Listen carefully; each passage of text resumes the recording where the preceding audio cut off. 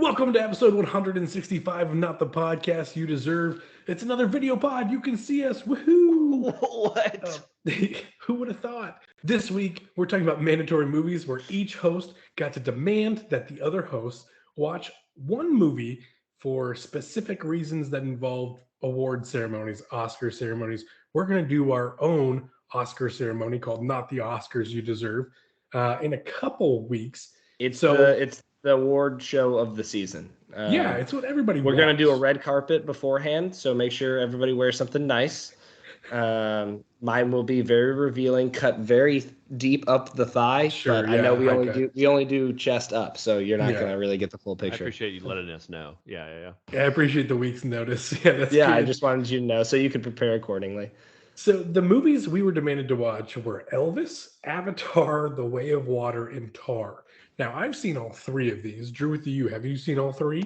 I also saw the two bonus movies. Wow. Beast and what was God bless you. Elephant Whisperer. I would like to use Drue's extracurricular activity to balance out You my stupid misunderstanding of the word mandatory. idiot. So, Crawford, you saw Elvis. I saw Elvis. Well, to be clear, I saw everything but the last 5 minutes of Elvis because my power went out. For 2 weeks, your power went out? No, last night. It happened last night, and I didn't get a chance. Okay. You saw Tar. I saw everything but the last 20 minutes of Tar. I had to stop to come Power on this went out. stupid podcast. Should we push? Should we push this to Friday? But you obviously you saw Avatar: The Way of Water. I'll never see Avatar: The Way of Water. I'll die on this hill. You had one rule. It was mandatory. I won't do It it. was in the title. Literally, your catchphase for 165 episodes has been, "You have to listen to me. My name's in the title." Well, cards on the table. So I went when I knew I had to go watch Avatar: The Way of Water. I was so pissed and I was so mad at Drue with you for being a dumb, stupid idiot and making me watch this. So I found the cheapest movie theater I could find. I got a ticket for $8 and to go see this movie. That hurts me from 10 years ago. That hurts me so hard. Right? I bet double that is like the going rate at a nice cinema. or whatever. Inflation, am I right? Welcome to NPR. Thanks a lot, Biden. Not sponsored. Anyways, and then we got about 38 seconds into the movie, and then the projector broke. So, Oh, good. Well, you get what you pay for. Exactly. Yeah. I got a refund to go back to this terrible movie theater that I probably will Nice. never use. So I paid Well- more money than I paid even more money than I ever wanted to see this That's movie. how James Cameron gets you. So I'm gonna go first. The movie that I made you guys watch was Elvis, and it was for Austin Butler's His name? performance Okay. as Elvis. Yeah, thank you. I think it's the best one of the year. I don't really think it's close. I think that he is far and away in the lead for a best performance in I think musical / comedy is what this is going to come out Okay. to. But I would just say in general, he's had the best performance of the year, in my opinion. Did you guys walk away with the same vibe? And then also, did you like the movie? I thought the performance was incredible. I think part of me kind of had a chip on my shoulder because I've heard stories that he can't get out of character now. and Yeah, I'm he talks like is that Elvis now. Yeah. Yeah, Is that a bit, or do y'all No, believe it? so. You think it's I think he might have gone full Daniel Day-Lewis, like, this is who I am now. Yeah. Yeah. Yeah, I mean, it's like you mentioned, I think when you first saw Elvis, Kyle, that at the end they intercut him Yeah. performing in a suit with actual I didn't see that Elvis. part. And- My Drew, who makes movie things literally difficult. stopped as Tom Hanks with his terrible accent was like, the last time I saw him play, and then like stopped. I have to admit, Tom Hanks's performance was tough to sit through Yeah. 2.5 hours of. Yeah. But I love that they chose him to be the narrator and also kind of the main character. Like the Elvis story Yeah. through his perspective was an interesting choice. I think it's the only way that was one of the best biopics I've ever seen, and it was because it wasn't like, here's a history lesson of this person. It was just like, here's a crazy drug morphine-induced dream of kind of this person's life. So we can take a lot of narrative freeway with this of like, we're here, now we're over here, now you're seeing it from this perspective. Can you trust what I'm saying? No. The one thing, I also loved Austin Butler's performance, to be clear. Thought he was great. I was very impressed. He should not do any more scenes where he has to cry. Oh.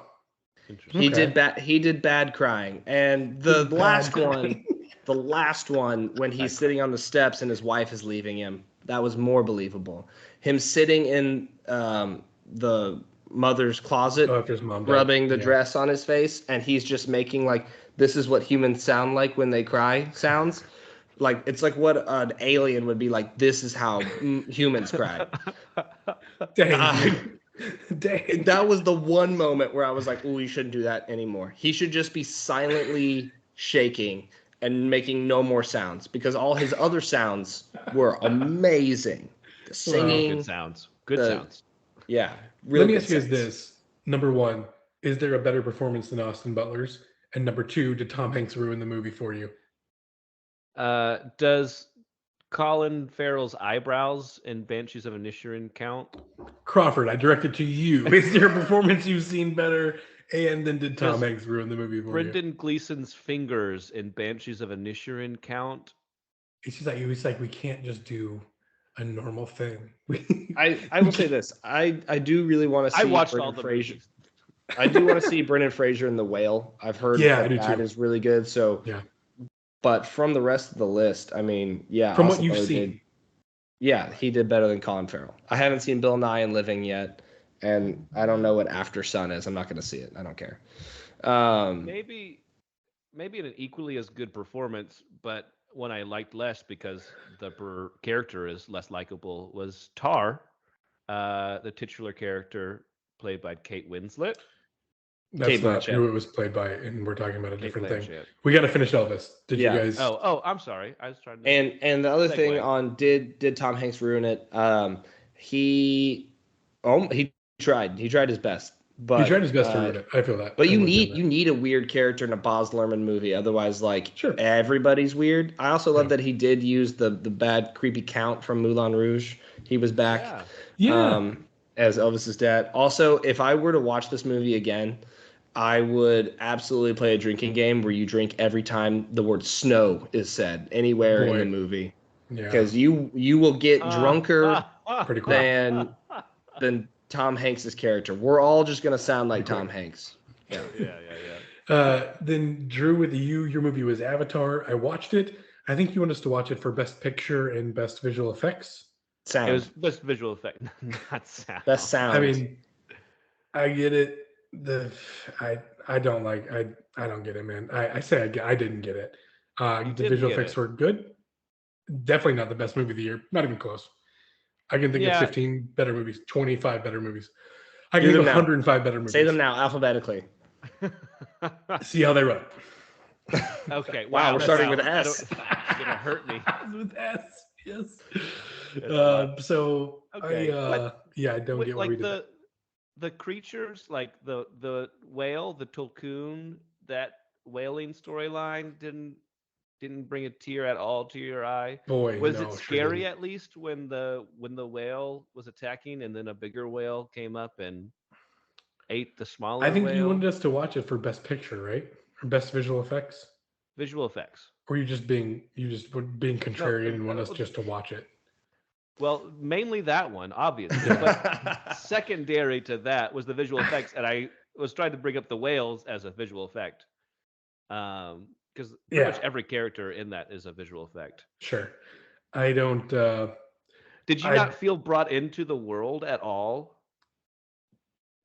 No? Did you see it? Did you see it in 2D in your terrible theater, or did you see it in 3D? That's a good point. I saw it in 2D.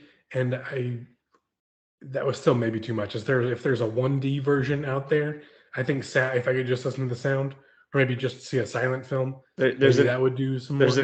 It's an exciting story. Maybe I could maybe make up a story that might actually be exciting. There's an 8-bit pixel version of it out there somewhere. Drew, with did you see it in 3D or did you see it in 2D? Yeah, I saw it in IMAX 3D, 4D seats with the thing, just shy of going to Disney World. My ticket was like $45. Oh my God. And your projector also broke. So I bought two.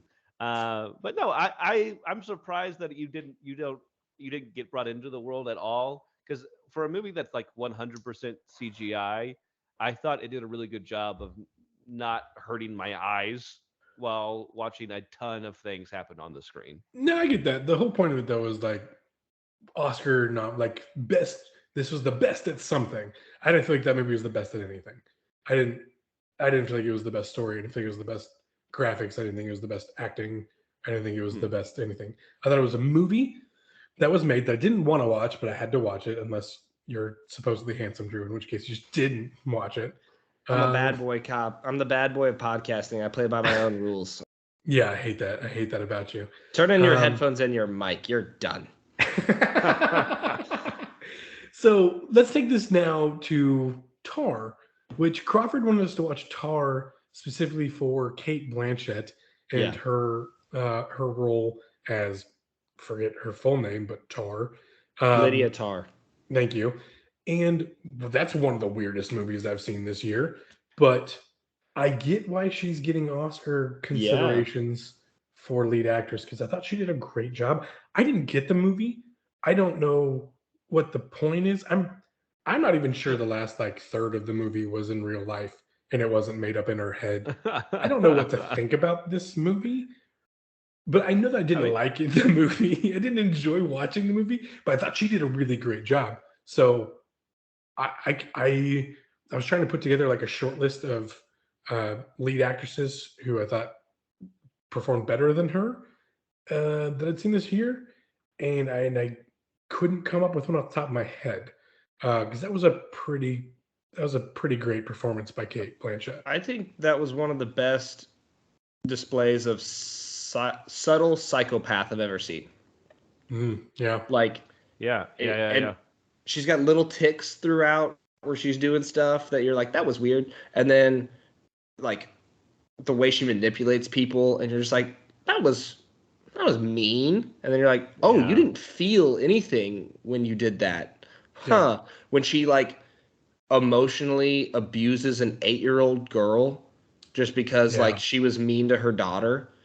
She's like, no one will ever believe you. I was like, you are not supposed to ever say that to a child.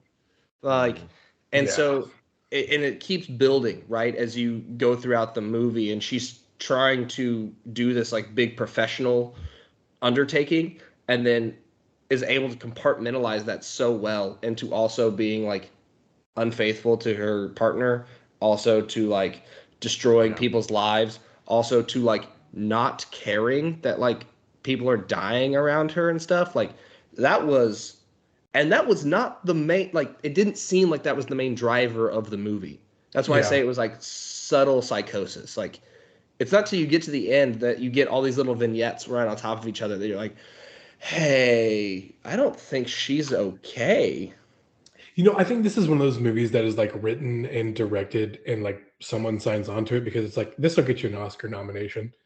I don't think it's like, oh, you're gonna love playing this character. Oh, this will be a really good movie. I think it's like, hey, if you do a decent job of this, like, you're probably getting an Oscar nom. Like, that's kind of was the signing on point, because I don't know what the heck the point is of this movie.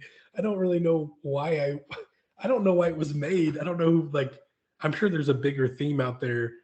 I just couldn't figure it out. Maybe I'm an idiot, but she was great. She was great, and that was, I think, your first thought of like, this is like Black Swan-esque, I thought was pretty spot on, that you nailed that from the trailer. So good on you. I do a whole bit on watching trailers. It's kind of my thing. You do. You do. Drue, what'd you think of the movie? Yeah, no, I agree with everything y'all said. I think, you know, we've talked about Cate Blanchett. I've been looking at my phone to make sure I don't get any other names wrong. I would hate to err on something recorded for posterity. Again. But other things that I liked about the movie, I thought Nina Haas did a good job as her wife.